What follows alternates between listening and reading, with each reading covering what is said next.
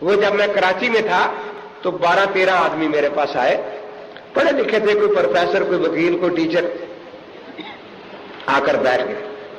اب بات کرنے کا انداز بھی ان کا عجیب ہوتا ہے. بس جی کیا کریں, ہم بہت پریشان ہیں, ہم بہت پریشان ہیں, کیا کریں, کدھر جائیں؟ میں نے کہا اللہ معاف کرے, جو بھی بڑوں کو چھوڑتا ہے ساری عمر ہی پریشان رہتا ہے. مرزا قادیانی بیچارہ اسی پریشانی کی پیداوار تھا نا. جو بھی بڑوں کو چھوڑتا ہے وہ ساری عمر پریشان رہتا ہے. تو معلوم ہوتا ہے کہ آپ بڑوں کو چھوڑے پھر رہے ہیں. کیا کریں جی, 4 امام بن گئے, 4.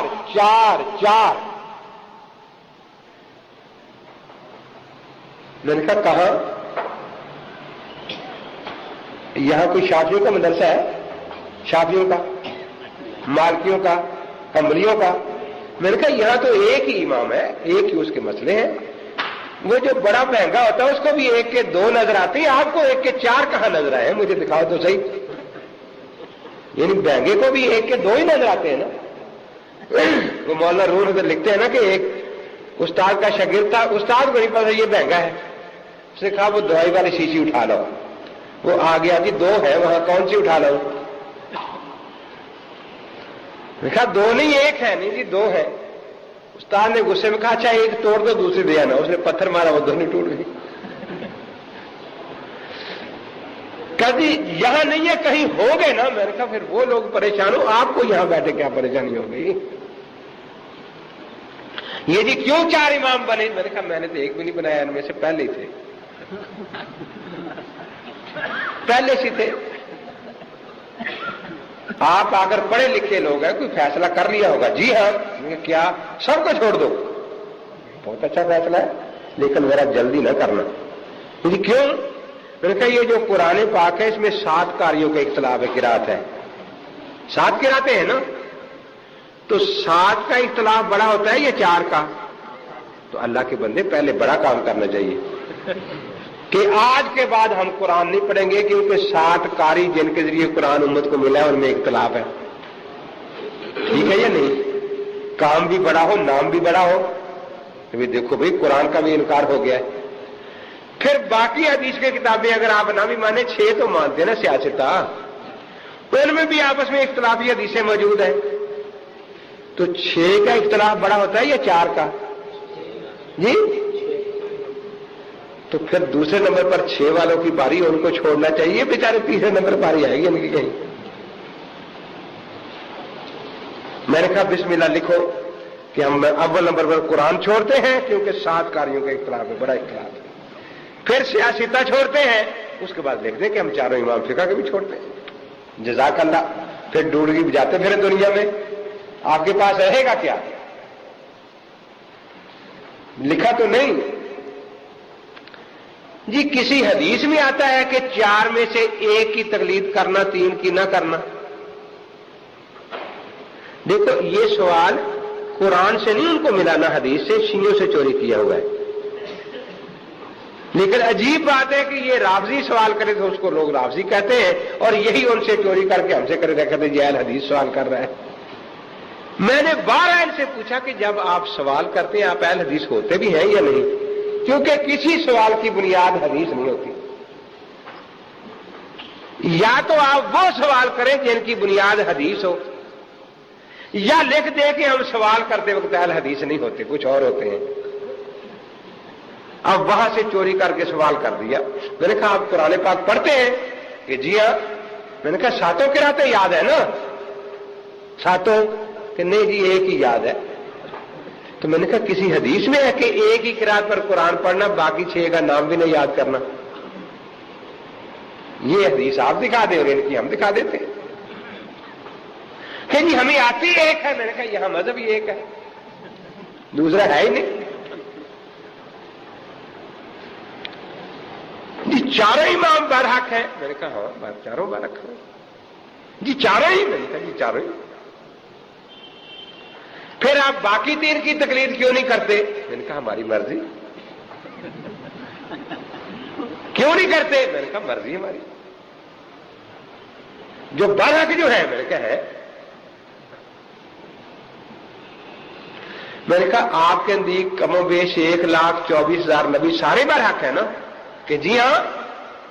تو میں نے کہا جمعہ آپ پڑھتے ہیں حضور پاک کی تابع داری میں، پھر ہفتے کو یہودیوں کے یہاں بھی جاتے ہیں کہ موسیٰ علیہ السلام برحق ہے، وہی بات بھی کر رہے ہیں، جاتے ہیں. اتوار کو عیسائیوں کے گرجے میں جاتے ہیں نہ، عیسیٰ علیہ السلام کو برحق نہیں مانتے آپ؟ تو وہاں بھی جاتے ہیں. میں نے کہا کہ نہیں، برحق تو سب کو مانتے ہیں لیکن تابع داری صرف اپنے نبی کے کرتے ہیں. وہ ناسخ منسوخ کا مسئلہ ہے. میں نے کہا یہاں راج مرجو کا مسئلہ ہے. جیسے منسوخ پر عمل جائز نہیں، مرجو پر بھی عمل جائز نہیں. اب تھوڑا سا سمجھ کے بیٹھے. سوال پھر وہی قرآن حدیث سے نہیں، وہی چوری کیا ہوا کہ اچھا جی دین کتنے ہیں؟ میں نے کہا ایک. تو ایک دین میں چاروں اماموں میں حرام حلال کا اختلاف ہے، حرام حلال کا. ایک امام ایک چیز کو حلال کہتا ہے اور ایک حرام کہتا ہے. تو جو حلال کہتا ہے وہ بھی برحق اور جو حرام کہتا ہے وہ بھی برحق. عجیب بات ہے. میں نے کہا خدا کتنے ہیں؟ کیا پوچھا میں نے؟ جی ایک ہی. میں نے کہا ایک ہی خدا کا. ایک نبی کہتا ہے بہن سے نکاح جائز ہے، دوسرا کہتا ہے نج حرام ہے. دونوں برحق ہے یا نہیں؟ میں نے کہا تو اگر برحق مانتا ہے تو بہن سے نکاح کر کے آ جا پھر، تاکہ آدم علیہ السلام بھی برحق ہو جائے نا. یوسف علیہ السلام برحق ہے یا نہیں؟ اور رسول پاک صلی اللہ علیہ وسلم؟ یوسف علیہ السلام نے اپنے والدین کو سجدہ کیا، قرآن میں ہے. اور آج حرام ہے یا حلال سجدہ والدین کو؟ جو حلال سمجھتا ہے وہ بھی برحق ہے اور جو حرام کہتا ہے وہ بھی برحق ہے یا نہیں؟ خدا کتنے ہیں؟ آج دو بہنوں کو ایک وقت پہ نکاح میں اکٹھا کرنا جائز ہے؟ حرام. یعقوب علیہ السلام کی بیویاں دونوں سکی بہنیں تھیں، ایک وقت نکاح میں تھیں، زلفا اور گلہا. اب وہ حلال کہتے تھے، یہ حرام کہتے ہیں. وہ حلال کہنے والا بھی برحق، یہ حرام کہنے والے بھی برحق. کہتا ہے جی وہاں زمانے کا اختلاف ہے. میں نے کہا یہاں علاقے کا اختلاف. اس علاقے میں شافعی ہے، یہاں حنفی. وہاں زمانے کا اختلاف ہے، یہاں علاقے کا اختلاف ہے. دیکھو ہر سال تقریباً اب تو ہو رہا ہے، سعودیہ والے عید پڑھ رہے ہوتے ہیں، یہاں روزہ ہوتا ہے یا نہیں ہوتا؟ عید کے دن روزہ رکھنا حرام ہے یا نہیں؟ اونچی جواب دے دوں گا. اور روزے کے دن عید کرنا، تو جب وہ عید پڑھتے آپ کا روزہ ہے تو آپ اس کو حرام کہتے ہیں، وہ آپ کے روزے کو حرام کہتے ہیں. وہ یہی کہتے ہیں کہ وہاں چاند ثابت ہو گیا عید ہے، یہاں ثابت نہیں ہے، یہاں روزہ ہے. مسلمان وہ بھی ہیں، مسلمان علاقوں کا اختلاف ہو گیا نا. ہاں فتنہ کیا ہوگا کہ یہاں 4 آدمی ڈنڈے لے کے پھرے، توڑو روزہ، آج مکہ شریف عید ہے، اس کو فتنہ کہیں. وہاں 4 آدمی لاٹھیاں لے کے پھرے، آج پاکستان بڑا اسلامی ملک ہے، اس میں روزہ ہے، ہم عید نہیں پڑھنے دیں گے. اس کا نام فتنہ ہے. شافعیت اپنے علاقے میں مذہب ہے، فتنہ نہیں. حنبلیت اپنے علاقے میں مذہب ہے، فتنہ نہیں. حنفیت اپنے علاقے میں مذہب ہے، فتنہ نہیں. مالکیت اپنے علاقے میں مذہب ہے، فتنہ نہیں. غیر مقلد فتنہ ہے، یہ مذہب نہیں.